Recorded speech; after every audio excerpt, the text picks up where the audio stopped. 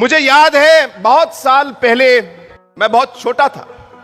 मेरी माँ ने मुझे कहानी सुनाई। उस कहानी में उन्होंने बताया कि जब वो छोटी थी तो उस समय उनके दादा मेघालय स्टेट हिल स्टेट के लिए लड़ रहे थे। और जब मेघालय के हिल स्टेट के लिए जब मेरी माँ के जो दादा थे वो जब लड़ रहे थे तो मेरी माँ की जो दादी थी उन्होंने उनको कहा कि तुम इसमें क्यों पढ़ रहे हो, अरे तुमको क्या मिलेगा, छोड़ो, घर के बारे में सोचो, ये सब हिल स्टेट मूवमेंट करके कोई फायदा नहीं है। मेरी माँ की दादी ने मेरी माँ की दादा से ये बात कही और उस समय मेरी माँ ने उनकी बात सुनी।